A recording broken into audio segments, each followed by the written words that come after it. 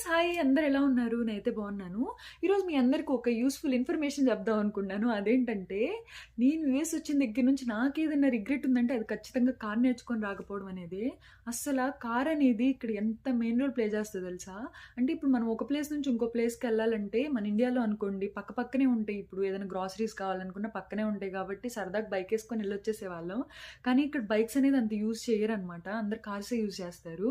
ఇప్పుడు మనం గ్రాసరీస్‌కి వెళ్ళాలన్నా గానీ చాలా దూరం వెళ్ళాలి. అంత దూరం వెళ్ళాలంటే ఖచ్చితంగా చేతిలో కారు ఉండాల్సిందే. అదనే కాదు మనకి చిన్న చిన్న అవసరాలు చాలా ఉంటాయి. పద్దాకలు పక్కనోళ్ళని అడగలేము. ఎందుకంటే వాళ్ళకి గూడా చాలా పనులుంటాయి. వాళ్ళ పనులు ఆపుకొని రావాలంటే చాలా కష్టమైద్ది. సరే ఇదంతా కాదు క్యాబ్‌కెళ్ళొచ్చు కదా అనుకుంటారు. క్యాబ్ ఇక్కడ నుంచి కొంచెం పక్కన దూరానికే అది $10, $15 చూపిస్తది. ఇంకా కొంచెం ఎక్కువ దూరం వెళ్ళాలనుకుంటే ఇంక డబ్బులన్నీ వేస్టే అసల.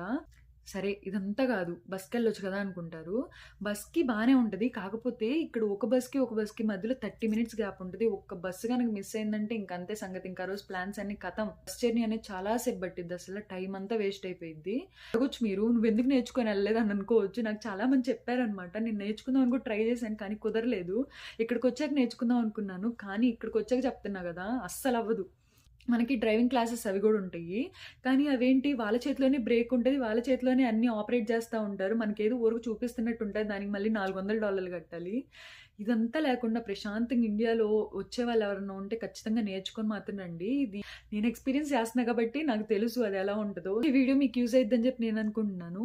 ఛానెల్ మాత్రం ఖచ్చితంగా సబ్స్క్రైబ్ చేసుకోండి. లైక్ చేయండి. ఇంకా షేర్ చేయండి. టాటా.